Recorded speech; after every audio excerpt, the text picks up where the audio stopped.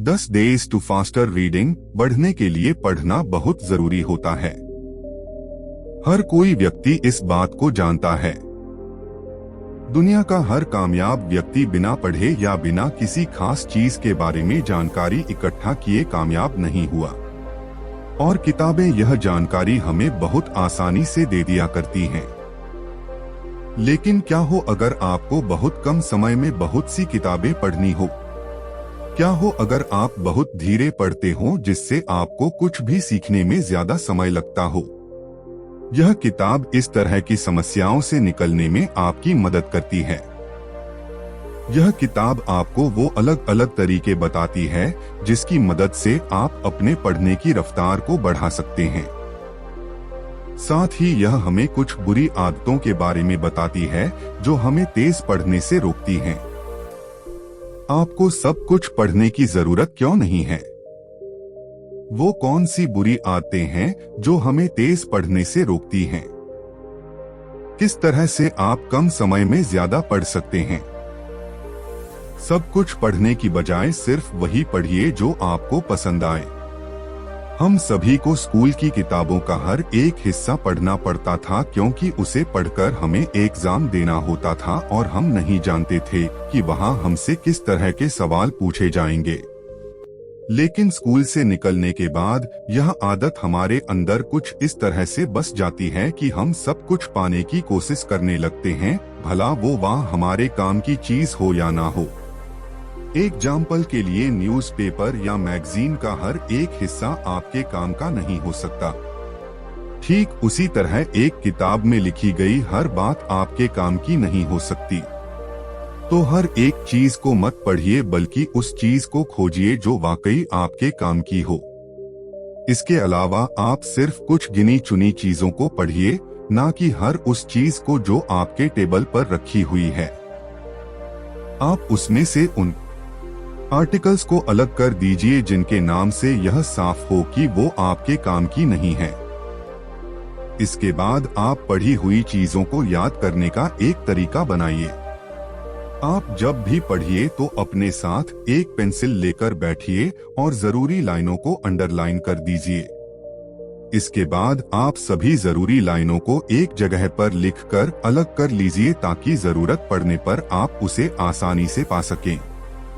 10 days to faster reading अंत में यह सोचना छोड़ दीजिए कि आपको अपने काम पर नहीं पढ़ना चाहिए, बल्कि आपको अपने काम पर ही पढ़ना चाहिए।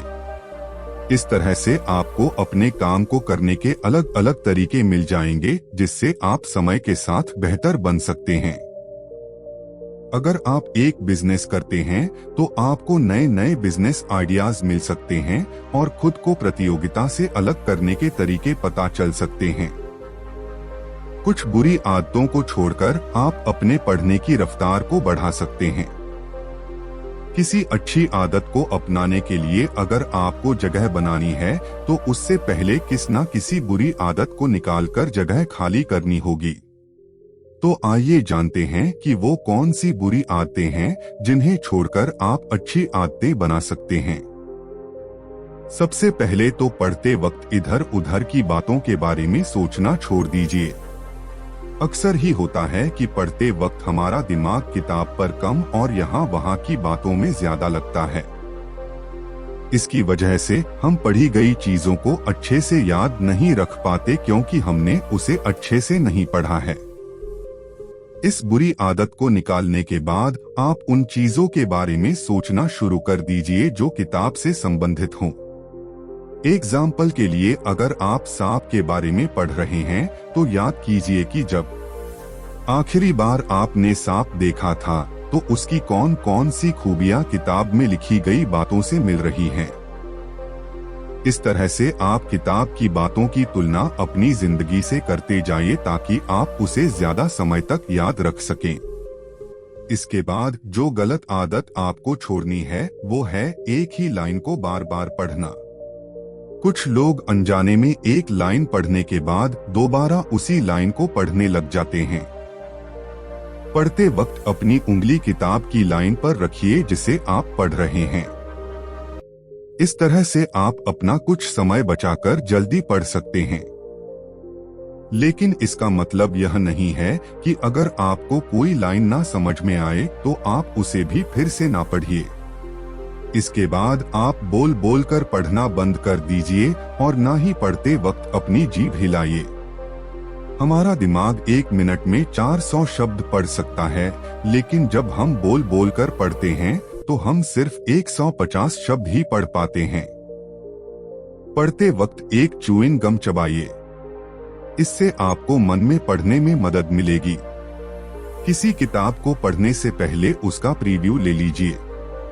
अब वक्त आ गया है कि हम इस बारे में बात करें कि किस तरह से आप कम समय में ज्यादा पढ़ सकते हैं। सबसे पहले तो यह पहचानना सीखिए कि कौन सी चीजें आपके काम की नहीं है या किन किताबों को आपको नहीं पढ़ना है। इनके लिए आप खुद से यह 2 सवाल पूछिए। मैं इसे क्यों पढ़ रहा हूं? मुझे इस जानकारी की जरूरत क्यों है? सबसे पहले तो आपको यह पता होना चाहिए कि आप जो पढ़ रहे हैं उसकी जरूरत आपको क्यों है। एग्जाम्पल के लिए, अगर आप कंप्यूटर प्रोग्रामर हैं और चाहते हैं कि आप कुछ नया और बेहतर बनाएं, तो आप नई सिर्फ टेक्नोलॉजी को पढ़ने पर ध्यान दीजिए। वो प्रोग्रामिंग लैंग्वेज जिनका इस्तेमाल अब बहुत कम होता है, उन्हें सीखने में अपना समय बर्बाद मत कीजिए। इस तरह से आप पुरानी किताबों को निकालकर अपने पढ़ने का काम कम कर सकते हैं। इसके बाद आप यह देखिए कि आप जो पढ़ रहे हैं उसकी जरूरत आपको क्यों है। अगर आप एक प्रोग्रामर हैं, तो आपको हार्डवेयर से संबंधित किताबों को पढ़ने की कुछ खास जरूरत नहीं होनी चाहिए।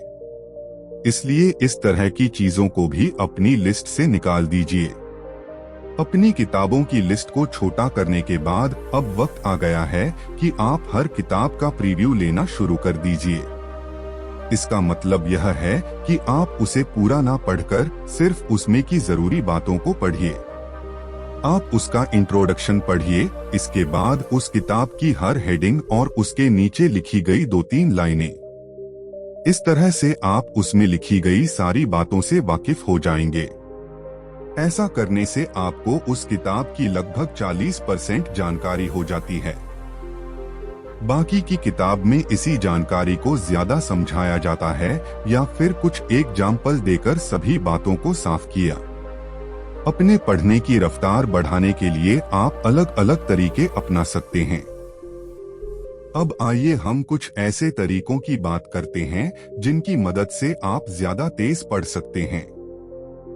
ऐसा करने के बहुत से तरीके हैं जो नीचे दिए गए हैं। पहला तरीका यह है कि आप एक वाक्य के जरूरी शब्दों को पढ़िए। जरूरी शब्दों से हमारा मतलब उन शब्दों से है जिन्हें पढ़ लेने से मतलब समझ में आ जाए। एग्जाम्पल के लिए नीचे के वाक्य को पढ़िए। राजू लकड़ी काटने के लिए जंगल में गया था। इस वाक्य के बोल्ड शब्दों को पढ़कर मतलब समझ में आ जाता है। इस तरह से आप कम समय में ज्यादा पढ़ सकते हैं। जरूरी शब्दों को पहचानने का तरीका यह है कि वे लंबे होते हैं और हर वाक्य में इनका इस्तेमाल नहीं किया जा सकता। अपनी आंखों को सिर्फ इस तरह के शब्दों पर दौड़ाने की कोशिश कीजिए। अगला तरीका यह है कि आप एक बार में एक शब्द ना पढ़कर 2 या 3 शब्दों के एक ग्रुप को पढ़िए। इस तरीके को अपनाने में आपको थोड़ा वक्त लगेगा, लेकिन इसकी मदद से बाद में आप अपना बहुत सारा वक्त बचा सकते हैं। एग्जाम्पल के लिए, प्रधानमंत्री की बटा नई योजना बटा के तहत बटा बहुत से किसानों बटा का कर्ज बटा माफ किया बटा जा सकता है। यहाँ पर आप एक स्लैश के अंदर लिखे गए शब्दों को अलग अलग ना पढ़कर कुछ इस तरह से पढ़िए कि ये एक ही शब्द हो।